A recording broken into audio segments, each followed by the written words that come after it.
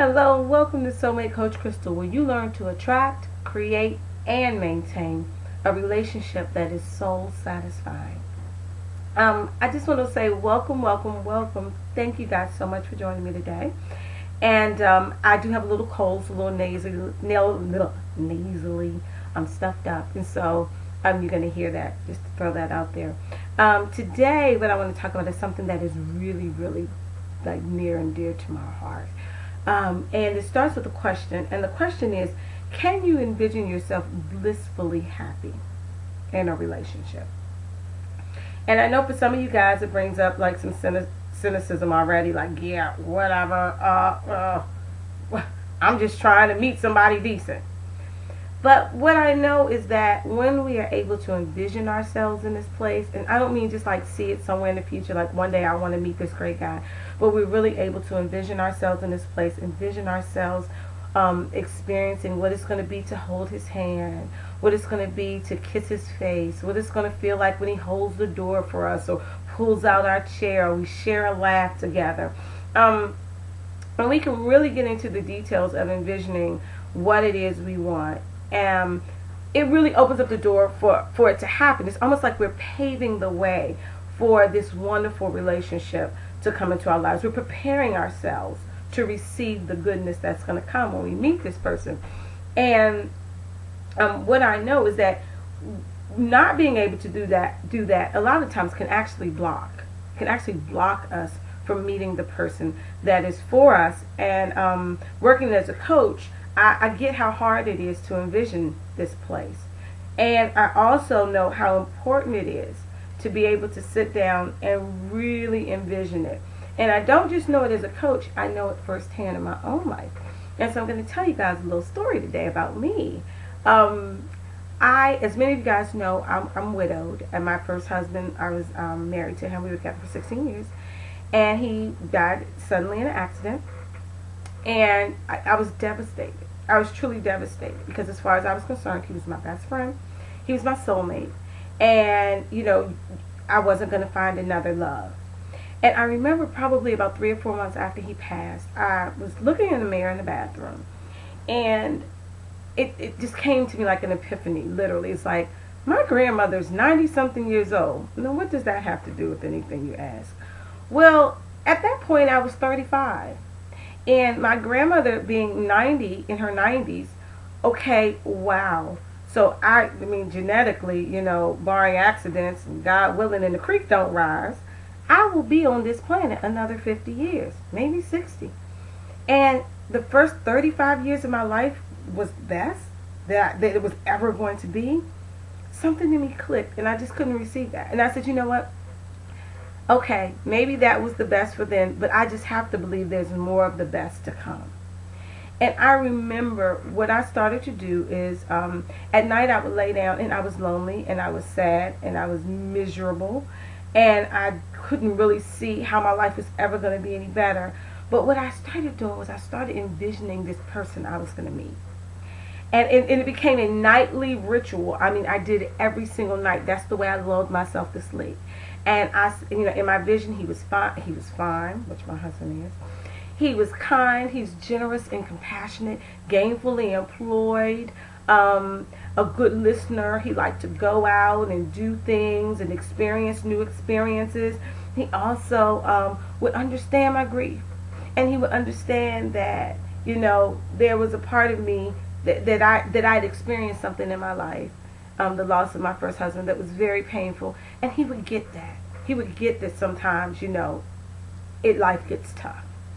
And so, I had all of this envisioned for this man, and I would go to bed at night, every night, and I'd fall asleep dreaming of this man wrapping his arms around me and just knowing everything was going to be okay. And so I remember a couple months after doing this, I went out with some girlfriends to dinner. And I was talking about, how I wanted to have love again and I wanted to get married again. And they were saying, well, Crystal, and let me just say this. These are well-meaning girlfriends, Crystal, you haven't dated in 16, almost 17 years. The world is a different place now. Men aren't the way they were when you were 18 and 19. And so what you're looking for may be a little unrealistic, and you may not find that. So don't get your hopes up too high. And I remember listening to that and thinking, okay, but then like whatever, because this helps me sleep at night. This helps me to feel okay. And so I wasn't going to let go of my fantasy world, to come down to their world. That just wasn't where I wanted to live. So I listened to them. I told them okay, but I continued on my path of fantasizing every night about this person. And, well, lo and behold, the very next month, actually sitting in the very same restaurant I had that conversation with my girlfriends in, I met my husband. And he was all of those things that I imagined. Kind, compassionate, gainfully employed, loving, supportive, understanding of my loss, and supportive in my loss. It was just incredible. And that's one of the things that really played a big role in me becoming an actual relationship coach, because I began to have so many women ask me, what did you do? What did you do? What did you do? How do you meet these great guys? Like, how did you meet this great guy? I haven't met one, and here you've met a second one. And I began to realize the power of the mindset, and the power of visualization, and the power of really being able to see yourself in a place, to feel yourself in that place. And how many walls I had to break down in my own grief and sadness to actually do that, to actually be able to envision it. But it did take some tearing down of walls. It did take some willingness to confront some issues, some fear, some loneliness. A whole lot was in there. And so when I know that, when we're dating and we want to meet someone and we're looking for this love, I know sometimes we've been hurt.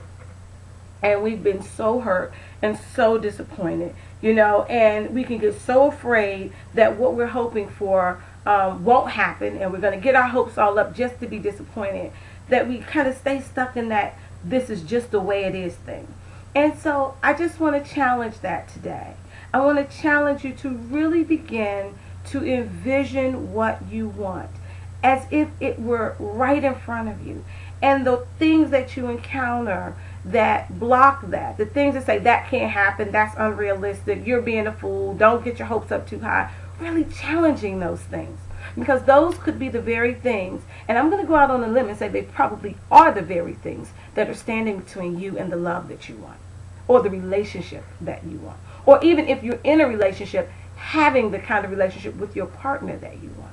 And so, if you find that this is hard for you, if you find that when you go to envision things, or to see where you want to be in your future relationships, or even in your current relationship, and you find that walls come up, or blocks come up, or things come up where you go, oh, that just couldn't be for me, so I just have to settle here. Press that, continue to press against it. And also, know that I offer free coaching sessions. So, maybe you could contact me and we could go over what's blocking you in that session. So just know that there are resources out here for you. So you can reach me on my website, soulmatecoachcrystal.com, and you can go there and fill out a submission form, and I will get back with you. And I just again thank you guys for joining me today, and blessings, and here's to envisioning the relationship of your dreams. Take care.